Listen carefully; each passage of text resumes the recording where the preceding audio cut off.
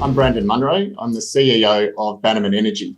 We've got the Etango uranium project in Namibia. It's very, very large. It's advanced. We're in a wonderful supportive jurisdiction with environmental permitting, and we've been able to attract really a truly credible team and a wonderful supportive base of shareholders. And it's a very exciting time to be operating this project as the uranium market moves into what is widely expected to really be a tremendously exciting bull market run. Brandon, good to see you. I haven't seen you since August, certainly not in this guise. And wanted to catch up because obviously things are moving along with the project. But you kind of gave us a clue there. It's an exciting market. It's a fairly erratic market. I mean, last time we talked, you were at 16 cents, but you've been as high as 40, back down to 22. What's going on in the market? Well, it has been very volatile. Look, I mean, the first thing to understand is that the fundamentals have been strong for some time. And between last August, when we last spoke, and now, they've only got stronger. We've come out of COP26 with a large number of really important markers that have made these fundamentals stronger. We can come back to talk about those, but the volatility in the meantime has been driven by the Sprott Physical Uranium Trust and its effect on the market, its effect on generalist investor interest in the sector. And that's flowed through to equities. And as you say, in the last couple of weeks, we've had a lot of general blowback from the market at large. You know, as you say, 16 cents back in August. If you'd said to me, would you like to be 22 and a half today, 40% return? I mean, I'd be greedy not to say, yeah. But it's been up to 40 and back down to that. And now we're in a position where we'll start rebuilding momentum from here. So you're putting that to market conditions, COP26, but coming into the marketplace, it's nothing to do with you. Because if I read some newsletter writers, and if they are to be believed, Africa's not a place for uranium companies. Do you agree with that? Oh, look, that's just unfortunately a very misunderstood perception, probably from people who have never been to Namibia. First of all, Africa is a very big place, more than 50 countries, enormously diverse. And Namibia, the guidebooks have called it Africa for beginners, Africa light. And I can tell you, because I lived there for more than 5 years, I had my family there. We grew up babies there. We had 2 under 2. And that was a delightful environment to bring up small, tiny, vulnerable children. And in the whole time we were there, we traveled all over the country. We never even had our car broken into. So Namibia just happens to be a wonderful, safe, secure, stable, supportive corner of Africa. And you can't take a big continent like that and apply the worst of what you've heard in certain parts of it to a country like Namibia. And then in terms of where you'd want to develop a uranium asset, Namibia is the place for developing. And the number of assets that have been developed in the last 15 years would bear that out, with Langer Heinrich and the Husab uranium mine being 2 of less than a handful of projects developed by the Western world in that time, since the last boom, when prices of $136 couldn't even bring on more developments. Namibia's been exporting since I was in nappies. It's been consistently exporting uranium during that time, got all of the jurisdiction there, deep water port, a government who understands it, a government who's got the capability to regulate it, a workforce that is indigenous and has been brought up by the Rossing uranium mine, initially run by Rio Tinto. The majors have been there. The list goes on and on and on as to why Namibia is a superior place to not only invest in, but develop. And finally, compared to, let's say, first world jurisdictions, there's a level of development stability that you have in Namibia that you just don't get in a Canada or in Australia. And that stability relates to government, community support and political support for uranium in particular, but also the environmental stability. It's a pragmatic environmental situation where there is a development agenda, and as long as companies do it the right way and commit to top world-class environmental standards, they don't get interfered with in the way that we see only too often in the first world, particularly in this sector. So I reject the idea that Namibia is, first of all, painted with the same brush as Africa as an entire continent, and secondly, that in some way it's any less desirable as to an investor than Canada or Australia or the US. I take what you say there. And I think it's a case of, we need all of the above. And I think, different companies employing newsletter writers to steal someone else's lunches is not the way forward. Certainly not that I want to see. There's some fantastic projects in North America, some fantastic projects in Africa. We need all of the above, and but they all need the price to be at a certain level to actually, ensure the economics around this one. So, I want to say that.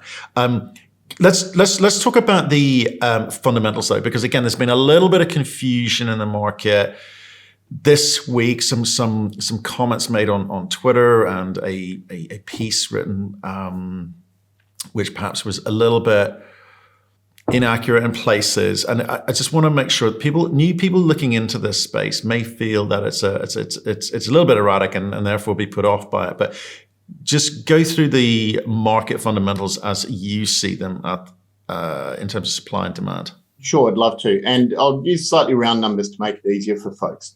So basically, what is consumed in nuclear reactors around the world today? So that's both the ongoing consumption of a reactor delivering power and also the first loads for new reactors as they get closer to commissioning and power production, is roughly 175 million pounds of U3O8 in its equivalent nuclear fuel forms. What is produced around the world today on a baseline level is 135 million pounds, and then there is about 25 million pounds of secondary supply. And that includes recycled uranium that's retrieved from spent nuclear fuel.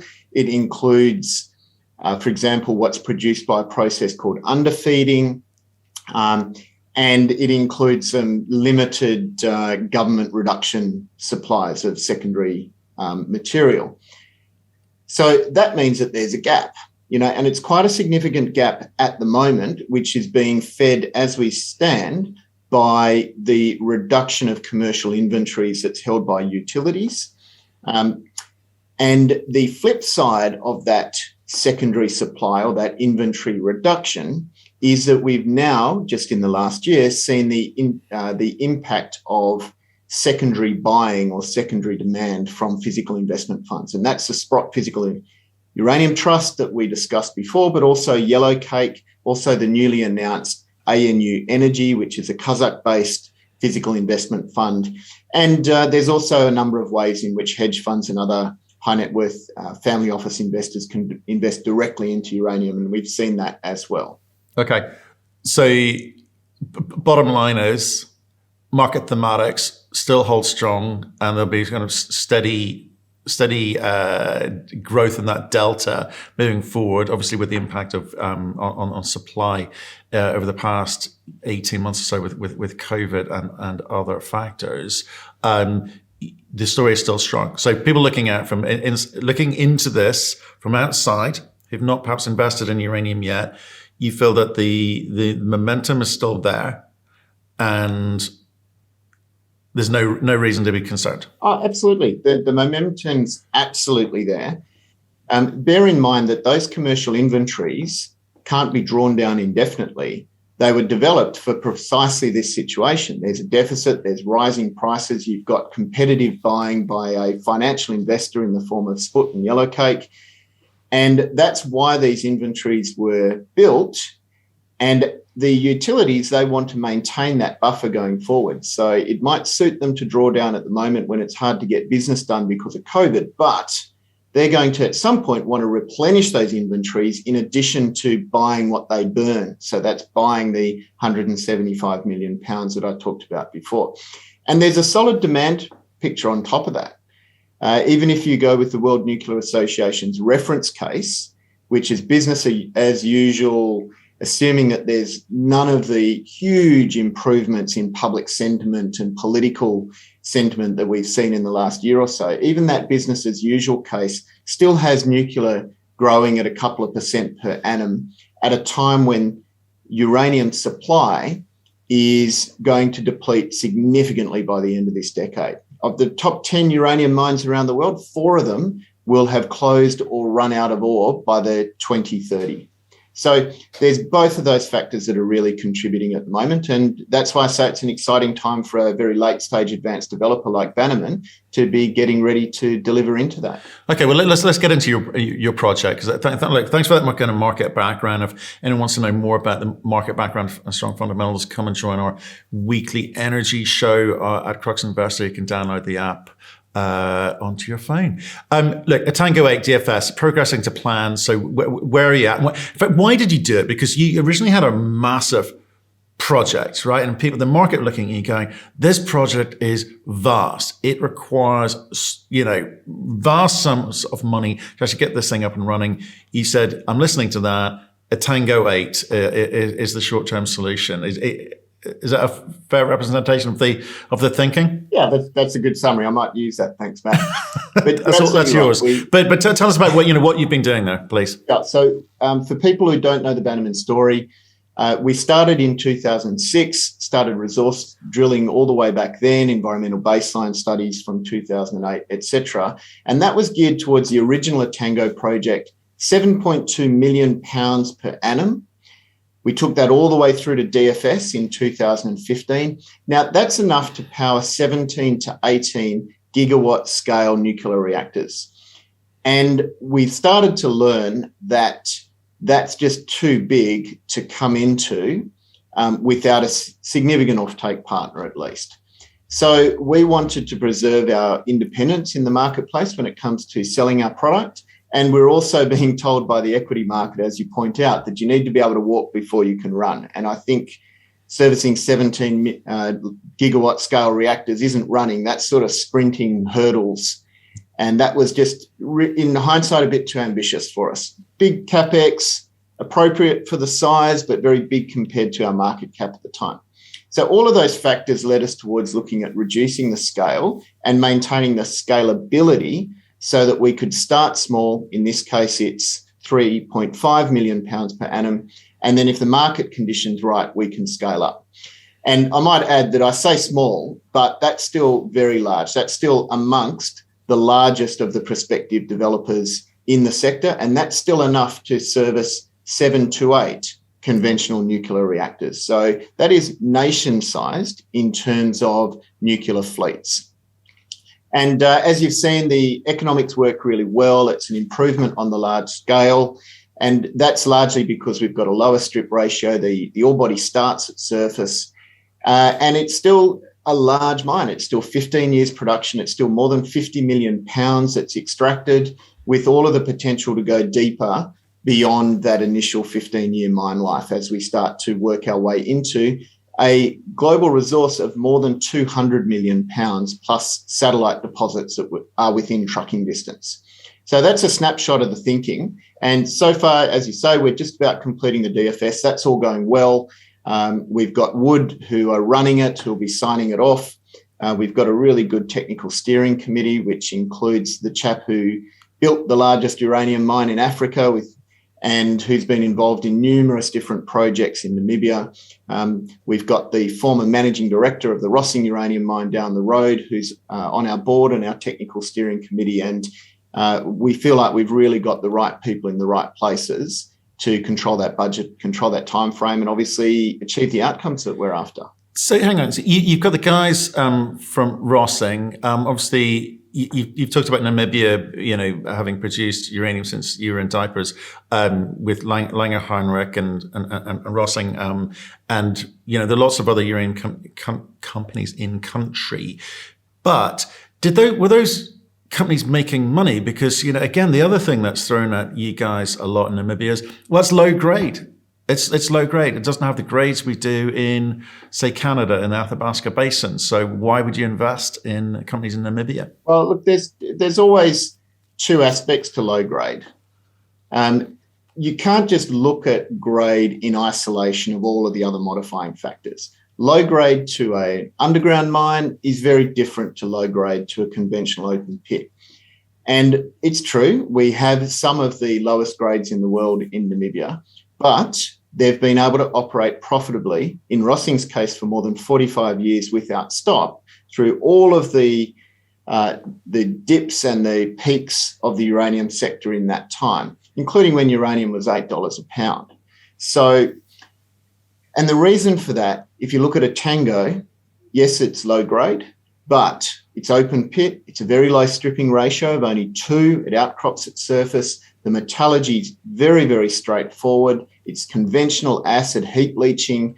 We don't have to do any milling. We just simply crush it down to about the size that you'd put in your fish tank. It's low acid consuming. The ore body is very homogeneous, so it's simple and straightforward and massive. Now, the thing is, you add all of those advantages up on top of the infrastructure, on top of the fact that it's in the jurisdiction of Namibia with a really favourable royalty regime with good fiscal, you end up with the economics. And the economics are what counts for a developer. And whether it's grade that does that, or metallurgy that does that, or stripping ratio that does that, I'd encourage investors to look at what is the end point of all of those factors. And in our case, they're robust economics that we expect to put us in a very good position to generate shareholder value into the next cycle. So, I want to keep going on this point. It's like, so what price do you guys need? What price are you indicating to the market that you need to move into production? We'll forget all the contracts that you want in place, the offtake agreements that you want in place. Just in terms of the price that's going to incentivize you guys, say, right, okay, we will now, press the button where it says go. Well, in the PFS, we've put $65 as a price assumption, and that generates what's kind of widely accepted as being let's call it an incentive price. So that's 20%, in our case, 21% internal rate of return post-tax, generates a post-tax NPV of $222 million US. And this is a large-scale mine with a long mine life and the capacity to expand later. So it's got some other attributes that are really important when it comes to those contracts. Now, we don't think that this market's going to stop at $65. And so that's where I think our leverage becomes really important. Not only do we have that mine life to deliver into a long-term bull market, which is what we're expecting, but also we can expand. And the way that the mine is designed at the moment is to give us the option of expanding from 3.5 upwards, potentially up to 7.2 million pounds per annum, which is where we previously did our DFS. So we've got the leverage that comes from the potential to expand when we see the right prices and price signals. And we've also got the leverage in terms of the way that our NPV responds to increasing uranium prices. And at $75, that NPV goes from 222 million post-tax to approximately 350 million post-tax. And if you wanted to run scenarios above that, that's when it really shows the value of that leverage and what it does for investors. It's kind of interesting to me when you say it. So $65 is the number that you're indicating in the DFS, right? So the same people who are saying Africa is low grade are the same people who are saying uranium's going to $200. So at $65, it's kind of a moot point, if they can't have both sides of that argument, right? Okay, so I haven't really kind of picked that one up until you said it out loud there. Right, so your economics are good at 65, but your expectation is what? I mean, are you a $200 guy, or what do you feel is more reasonable number to put on this thing? Hard to say. Well, I look at it from the perspective of where could you get long-term pricing as a stable baseline assumption for developing a project, and we've modelled all this up. We've got, I think, what's well understood to be a very sophisticated understanding of the market. And when we apply some fairly reasonable, I wouldn't say sort of super optimistic, but some fairly reasonable assumptions about this market, we think that the incentive price will need to be at least $80 a pound over the medium to long term to bring in enough uranium projects to be developed in order that this supply can meet the demand. So we would say that's a reasonable baseline. And there are any number of demand factors or supply catalysts that could cause volatility above that. And I suppose that's the luxury that an investor's got to think about what they would do with their investment if it gets to those sort of levels. But for us, we need to be able to plan into the longer term, and we see that as a baseline in terms of our expectations. But the other point that I'd make, if I may, Matt, we've got a couple of years before we need to start production. And so we've got some time to watch this market. And I really think we're at a tremendously interesting dynamic inflection point in this nuclear industry and therefore this uranium market. So we'll be watching it very closely. And don't be surprised if when we get there, we're thinking that actually $80 isn't an acceptable starting point. That's something that's very much open for interpretation and I suppose open for us as a finding with someone who models their own sector. And we will be pressing the go button at the uranium price that we think in all the circumstances maximizes value for shareholders and other stakeholders. Understood. No, it won't necessarily be $65. That's just a good starting point in terms of the economics. Understood. I just want to talk about the Africa or Namibia, because your Namibia factor here again is around permitting. Okay, so you've got a whole bunch of uranium producers already in the country, have been producing for 50 plus years, long time. Does that mean that's going to be a shoo-in for you guys to get the permits that you need in place to get going? Because again, and I don't want this to be a North America versus Africa thing. We need all of the above, guys. So don't worry about cannibalizing each other. There are lots of other investments that people could be looking to outside of uranium. So I think just, calm down on the criticizing each other bit. Uranium's a good thesis, one I think a very, very strong thesis, and we should get into it. And if you want to back a bunch of horses, that's great. But Athabasca has permitting issues in the sense that it just takes a little bit longer. I'm sure they'll get there, but history suggests it'll be a long time before they're in production. It's fine. At least we know where they kind of sit in the cycle. That's all good. We need them. Africa, are you saying that you and others like there are other development companies in Namibia and nearby Malawi and up in Niger? Is it easier and quicker for you guys to get the permits and therefore get into production? Yeah, absolutely. It's a huge advantage of being in Namibia.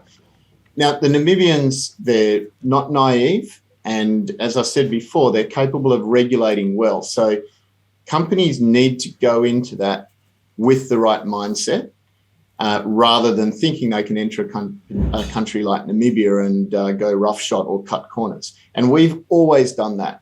So we already have our environmental permits to build the mine. That can be the real stopping point in the first world.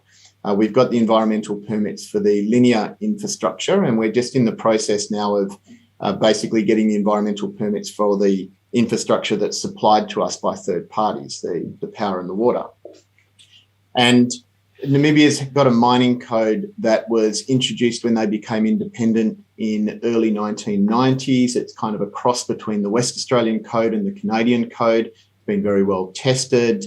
It's stable throughout that time.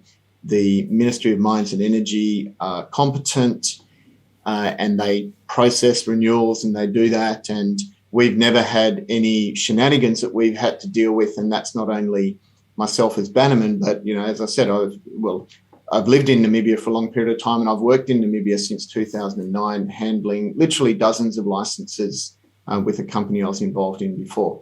So the permitting is a distinct advantage. In our case, we've got what we consider the optimum form of permitting for our project, and that is a mineral deposit retention license. It means that we're under no particular expenditure obligations. It means that we don't have the axe hanging over our head to commence development by any particular date.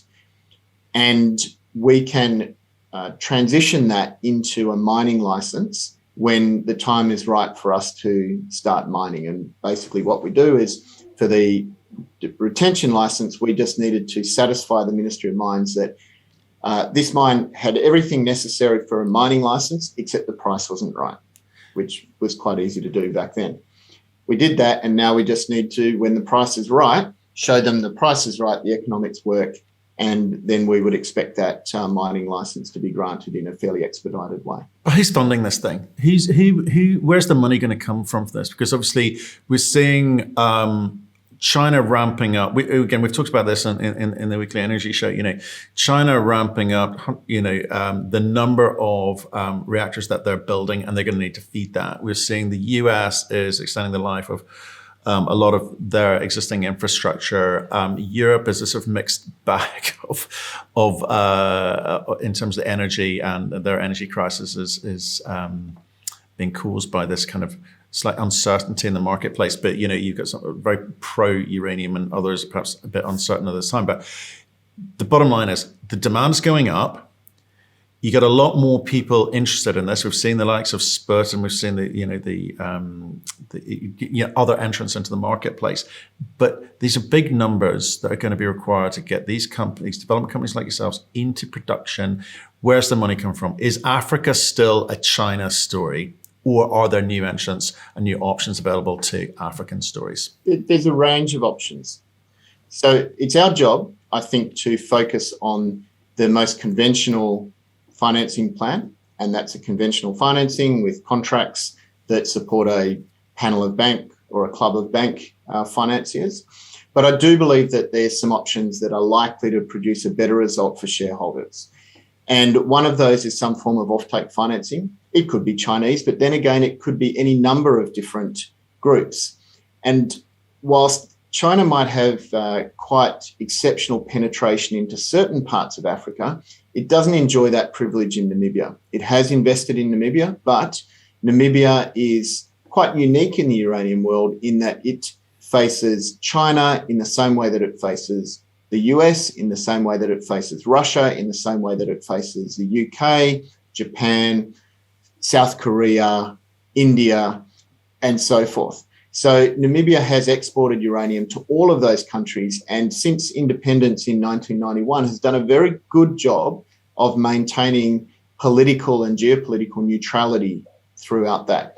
So the possibility of, pick an example, export credit finance out of the UK is a very real possibility, as would be offtake financing from China or India or South Korea or Russia or the Middle East or even Poland.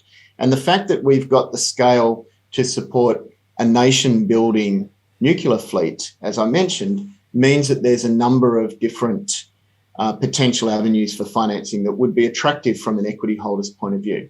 And look, while we're on China, if we just put things in perspective for a moment, their announcement at COP26 that they would be building 150 nuclear reactors over the next 15 years at a cost of $440 billion. $440 billion. Those things are useless without uranium in them. Okay, so our under the PFS, our pre-production capital is $274 million. It's a very realistic outcome to think that we might achieve some fairly favourable financing terms without selling the shop to China. Export credit or potential offtake in return for a minority. And the thing is, if China's interested, then all of those other parties that I mentioned would also be interested. Because whilst China's got this voracious appetite, all of these other nations that are engaging in nation-building nuclear construction and capital development, plus SMRs, they're going to have to find their uranium from somewhere as well. And they're not going to want to find that the shelves are bare because China's been on some huge shopping spree over the next 5 to 10 years. How's your bank account looking? You've got enough money for all of this? Take you through to that decision? We've just closed the quarter at 9.2 million Australian dollars. When we commenced the DFS back in August, we expected it to have a total external cost of 4 million Australian dollars. It's still tracking on track for that. Anyone who's followed us for some time would know that we're very frugal with our money. And so we make it last a long time. And you only need to go back to our quarterly reports over any period of time and you'll see just how well we've made a small amount of cash last. So we don't raise money just to make ourselves feel comfortable or to make sure that management are paid and so on. We're very strategic about the occasions when we have raised money. And we think that 9.2 million puts us in a very comfortable position. Okay, I just want to finish up with this because again, I think that's investors look at these sorts of things, which is, like I say, it's been fairly erratic, volatile time since August in terms of the equities out there. What is the event that's going to get things moving again? Because it's come off significantly since those highs at the end of last year. What's the market need to get going again? Of course, you have to give me a time frame in which to answer that. But in the short term, we need to remember that the uranium fundamentals have not changed. The market in general has obviously come off just in the last couple of weeks. And for many other commodities, the fundamentals have been impacted by the same things that have spooked the equities market generally. That's not the case for uranium.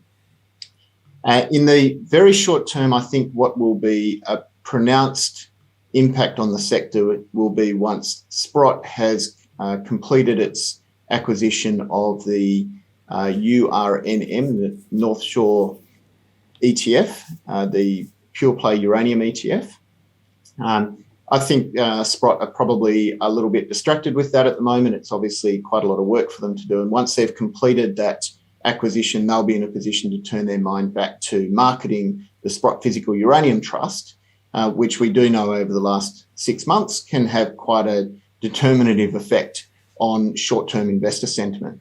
And we've got behind that as well the fact that Sprott have now issued their SEC documentation to list the Sprott Physical Uranium Trust on the New York Stock Exchange. So I think we'll have a number of investors just watching to see how that process proceeds. I don't think it's in the bag. It's the first time someone's done one of these. So we'll need to watch and wait, but that's got the potential to add a lot of momentum to this sector as well. So I'd say they're the two very short-term items. And then into the medium term, it's about allowing the market, the uranium supply and demand market, to start catching up to fundamentals after the disruption of COVID. And I see that playing out over the course of this year. There's some interesting movement in the market at the end of last year. People were talking about not just submissions from the utilities, but actual contracts actually being signed. And obviously, it's hard to gauge these things because they don't have to announce anything in public. But are you seeing? Because I know you've got a very experienced team on board, and they're in the market. You obviously with the WNA, you hear things. But are you seeing contracting starting to pick up, or those sorts of conversations starting to pick up, or is it just still a case of feelers going out there, people trying to get a sense of what price sticks, and it'll take a little bit longer? I mean, how do you feel about contracting at the moment? Yeah, at the moment, the contracting pickup that we've seen is, in my opinion, it's more in the nature of catching up over what wasn't contracted during COVID.